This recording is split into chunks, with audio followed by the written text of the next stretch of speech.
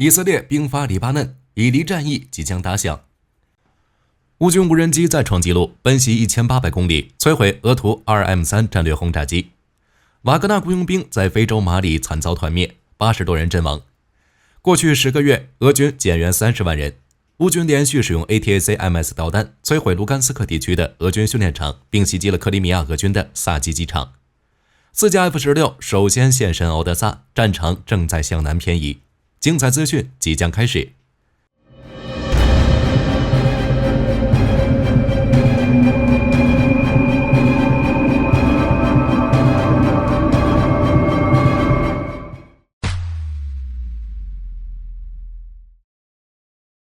根据媒体报道，当地时间7月30日，以色列对黎巴嫩首都贝鲁特南郊地区发动了空袭行动。该区域是真主党的据点，位于贝鲁特南部海岸和首都以东的黎巴嫩山起点之间。在本次袭击中，以军出动了1架无人机，向贝鲁特南郊地区发射了3枚火箭弹。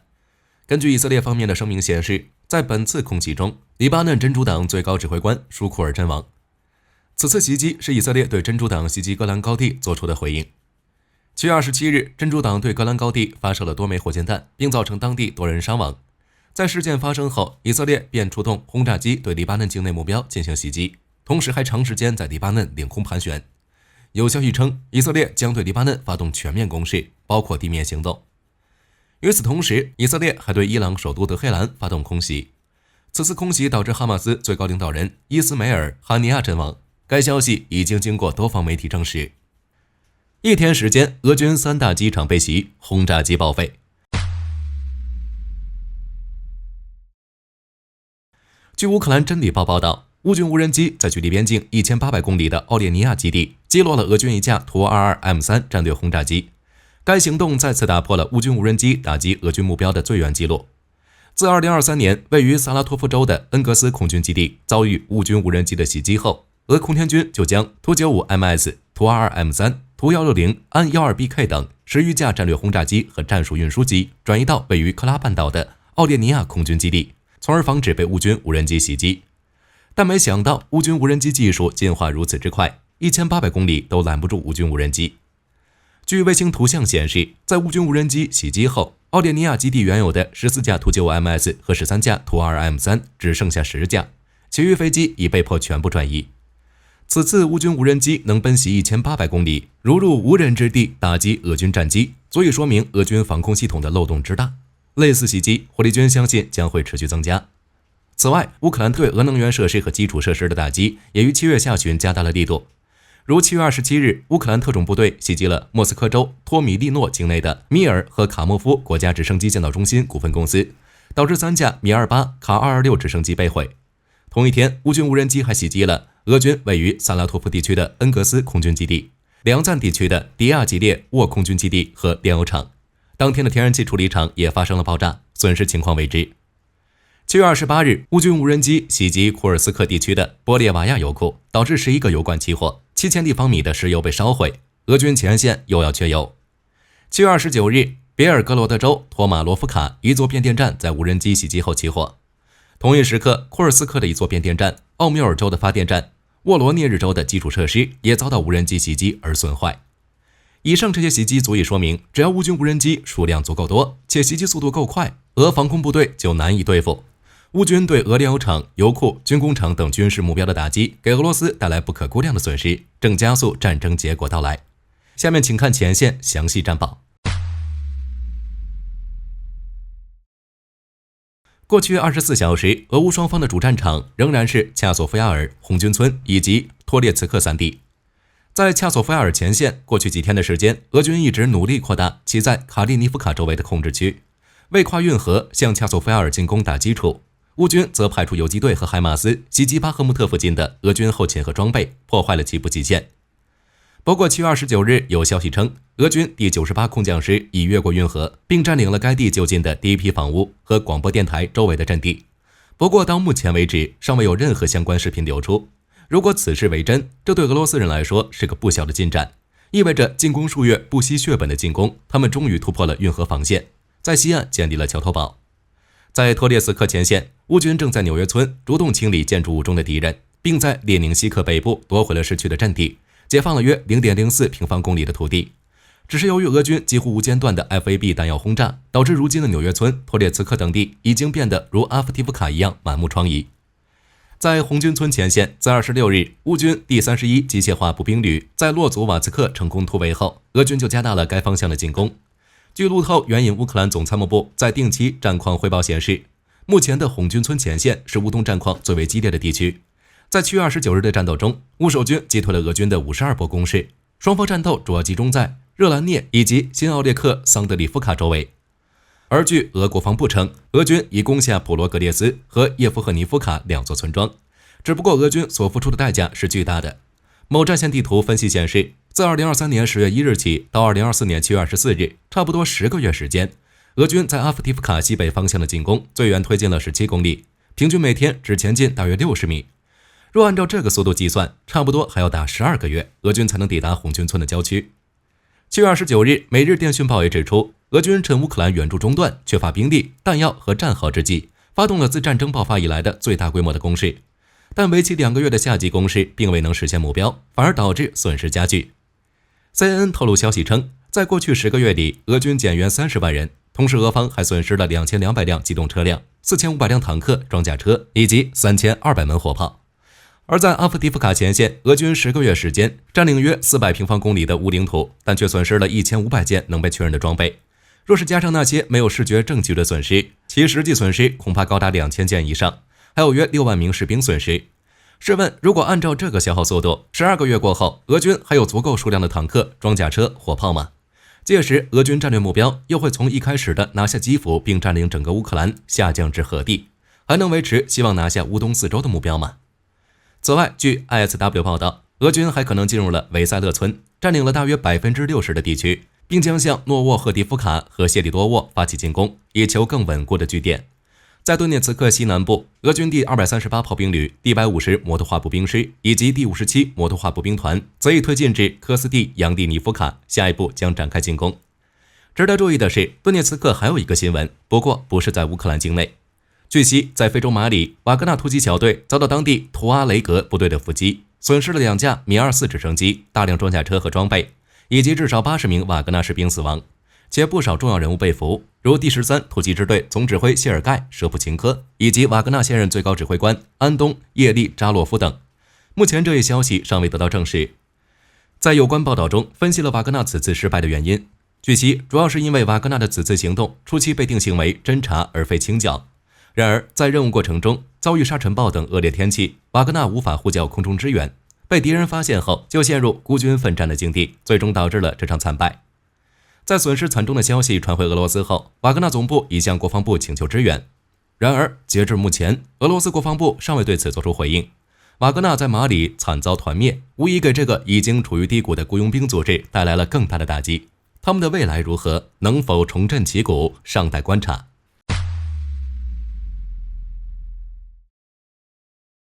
在过去4天时间里，乌军夺回沃夫昌斯克东北部的斯捷波瓦街以及索波纳街以西和中央市场附近的阵地。目前，俄军正从沃夫恰河南岸阵地撤退，乌军则正将部分俄军切断包围，利用无人机歼灭，缓慢向前推进。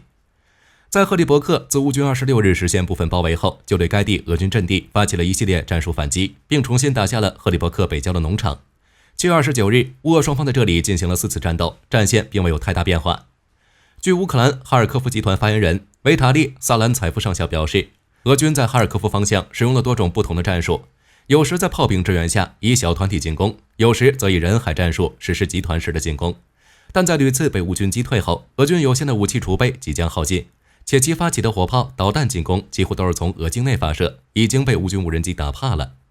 在库皮扬斯克前线，乌军在 H26 轴线西南发起进攻，俄军则在新基夫卡西北部出动了一个机械化纵队，向着这个村子发动了最近2个月以来最大规模的一次进攻，结果被乌军击败，损失了至少4个装甲单位。乌军第116旅更是使用续航200公里的无人车遥控前往俄军阵地并引爆，俄军损失进一步增加。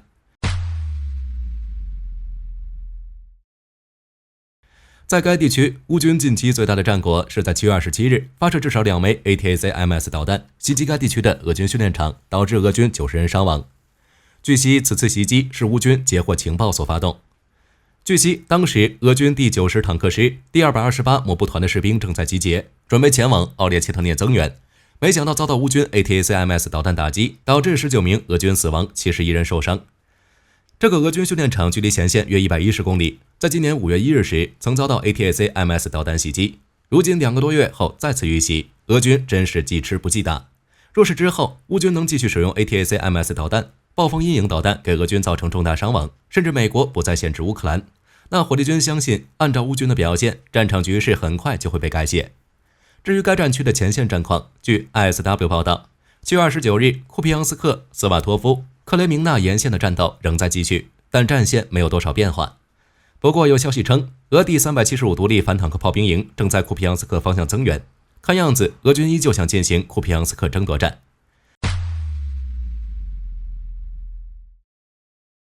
7月下旬，乌军加大了对克里米亚的打击力度。如7月21日，乌军发射 ATACMS 导弹袭击克里米亚战科1，摧毁俄军 S-300 防空系统；又或是7月26日，乌军再次发射 ATACMS 导弹袭击克里米亚萨基机场，2架苏30 SM 战机被摧毁。同时，萨基机场的加油站、弹药库以及一套天空 M 预警雷达系统也被摧毁。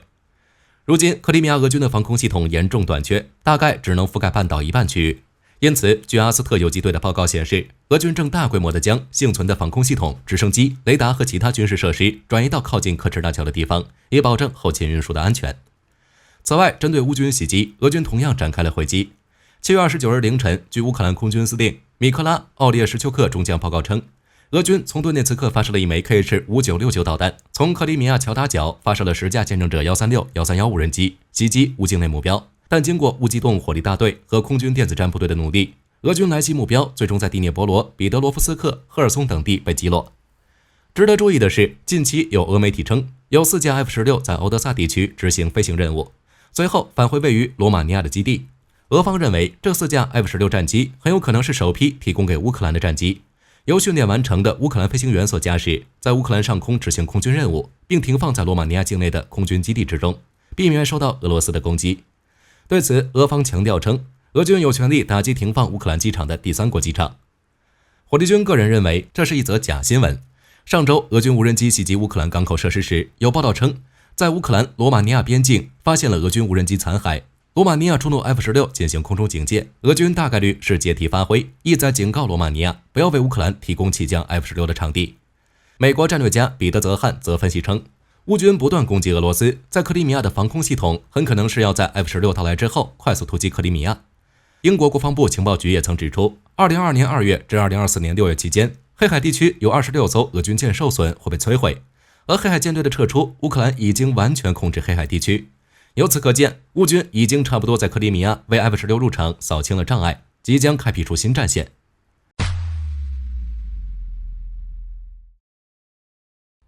7月30日，乌克兰总统泽连斯基视察沃夫昌斯克时，将哈尔科夫描述为最困难战线之一。在过去1天内，乌军遭遇6次俄军进攻。7月30日，乌军当天对第聂伯河左岸发动了39次炮击行动。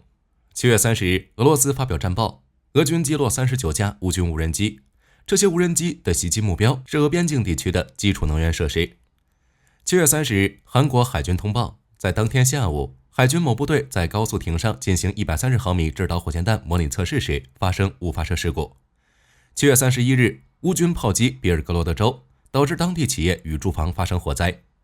7月31日，以色列国防军称，在对贝鲁特的袭击中消灭一名真主党高级指挥官。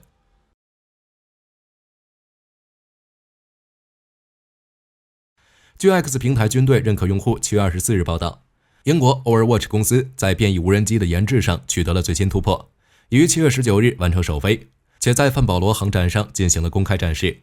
这款最新的变异无人机采用了独特的2面折叠翼系统，大幅缩小了机身体积，从而以更少的功率实现更大的升力。不仅能够在多样化环境中实现垂直起降，还可以自由转换飞行模式。而且它可以通过无缝集成技术，在降低平台运营成本的同时，还能携带大量有效载荷，缩短任务周期，以及改进安全协议来提高运营效果和范围。先前首飞的变异无人机是英国特制最新系列的小型电动版本，飞行速度可达每小时120公里，最大航程333公里，其具备可观的视距外运输能力，可在陆地或水面与各式载台联合操作，在民用领域均有不俗潜力，但并不排除英国会开发更大型版本，以应对更复杂的任务。据美国防务新闻报道，前段时间，意大利国防部更新了一项名为陆军装甲作战系统的步兵战车计划，将为陆军采购1050辆新型履带式装甲车，替换掉当前列装的标枪步兵战车。根据相关文件显示，在此次计划中，意大利将订购16种不同用途的装甲车，涵盖战斗、反坦克、侦察、防空、指挥、救援等多种功能，以便能够有效完成各种任务。该计划的初始预算为52亿欧元，后续可能会增加到150亿欧元。凭借高昂的费用，该计划成为了目前欧洲规模最大的陆战装备项目之一。为了实现这一计划，目前德国正在与潜在合作对象，包括法国和德国合资的 KNDS 公司、德国莱茵金属公司以及英国 BAE 系统公司等诸多欧洲防务企业进行洽谈。一旦达成合作，这些公司将为意大利提供装甲车的技术转让和设计授权。意大利军方认为，A2CS 计划不仅能够加速意大利军队陆战力量建设，还可以推动欧洲地面作战领域军事工业整合，进而推动欧洲装甲车技术发展。据航空中心网站7月24日报道，空客 A330 MRTT 在夜间条件下完成了空对空加油飞行测试活动，实现了世界首个航空里程碑。空对空加油一直都是航空业最复杂的任务之一，即便是在明亮的白天，人为操作都有可能出现失误，更别说在视线不佳的晚上。为此，空中巴士集团特意开发了一款名为 A3R 的自动空中加油系统。空中巴士集团表示，这项技术主要得益于目前先进的影像识别技术，才能够让 A3R 系统在夜间正常运行。在该系统运行过程中，加油机能透过镜头辨别机型与加油口位置，自动校正输油管与飞机对接，从而达到自动加油的目的。目前 A3R 空中加油系统已经获得了西班牙国家航天科技研究所认证，而且空客 A330 MRTT 也已经获得了为 F16 以及另一架空客 A330 MRTT 执行自动空中加油的认证，足以见其自动加油系统的可靠性。